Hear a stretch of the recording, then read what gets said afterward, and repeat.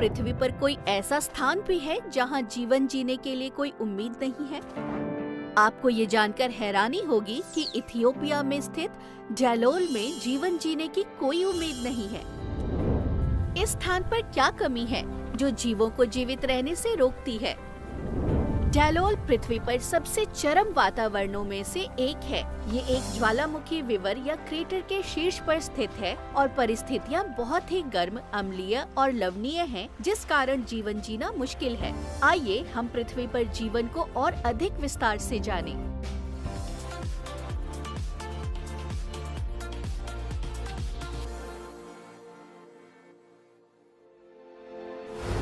क्या आप जानते हैं कि पहला जीवित जीव महासागरों में एकल कोशिकाओं वाले सूक्ष्म जीवों के रूप में उत्पन्न हुआ था? इन एकल कोशिकाओं ने सूर्य के प्रकाश का उपयोग करके भोजन बनाना शुरू किया, जिससे इस प्रक्रिया में ऑक्सीजन मुक्त हुई। वायुमंडल में मुक्त इस ऑक्सीजन के कारण इस ग्रह पर जीवन का विकास हुआ। ऑक्सीजन उत्पादन करने वाले जीव पादपों में विकसित हुए। वायुमंडल में इस तरह के पादपों द्वारा मुक्त ऑक्सीजन के कारण अधिक जटिल बहुकोशिकीय जीवों का विकास हुआ, जैसे कि समुद्र में पाई जाने वाली मछलियाँ। ये भी जीवित रहने के लिए ऑक्सीजन पर निर्भर होते हैं। फिर आगे जाकर मछलियाँ सरीसृपों में विकसित हुईं, जो जल और भूमि दोनों पर रह सकते थे। सरीसृप स्तनधारियों में विकसित हुए। समय के साथ स्तनधारी विकसित होकर मनुष्य बन गए। क्या अद्भुत परिवर्तन है! जीवन ने गहरी महासागरों से धरातल पर और यहाँ तक कि हवा में भी अपनी उपस्थिति का विस्तार किया।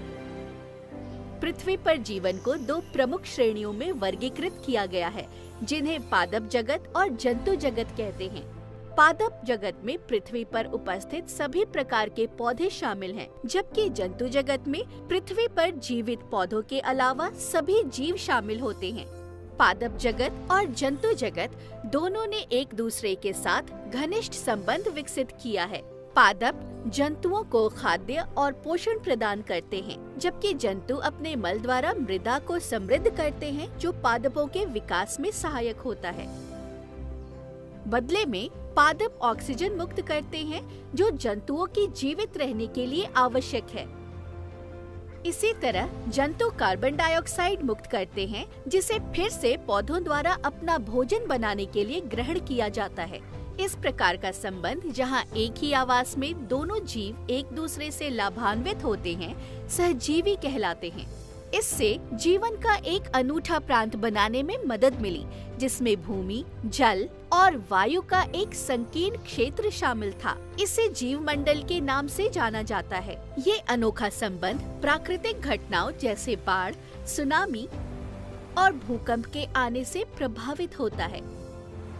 उदाहरण के लिए 2004 में हिंद महासागर की सुनामी ने अंडमान और निकोबार द्वीप समूह के कुछ हिस्सों को जलमग्न कर दिया। इसने जंतुओं और पौधों के जीवन को भारी नुकसान पहुंचाया, जिससे जीवन मंडल का संतुलन बिगड़ गया। इनमें से कुछ प्राकृतिक घटनाएं मानव गतिविधियों जैसे वनों की कटाई के कारण भी शुरू होती हैं। पेड़ों के बिना मिट्टी शिथिल हो जाती है, जिससे भूस्खलन और बाढ़ आ जाती है। ऐसी घटनाएं भूमि पर जीवन के लिए आवास को बाधित कर सकती हैं। इसी प्रकार औद्योगिक गतिविधियां अपशिष्ट उत्पन्न करती हैं, जो प्रकृति के लिए खतरनाक होती हैं। ये अपशिष्ट जल निकायों में फेंके जाने पर उन्हें प्रदूषित कर देते हैं। इससे जलीय जीवन नष्ट हो जाता है। जल को प्रदूषित करने के अलावा औद्योगिक गतिविधियां वायुमंडल में प्रदूषणकारी गैसें भी मुक्त करती हैं, जैसे कि कार्बन डाइऑक्साइड और सल्फर डाइऑक्साइड।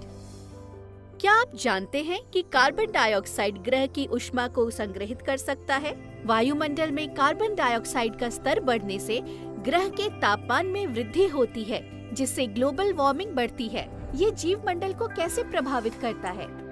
तापमान के बढ़ने से ध्रुवीय बर्फ पिघलती है, जिसके परिणाम स्वरूप समुद्र का स्तर बढ़ता है।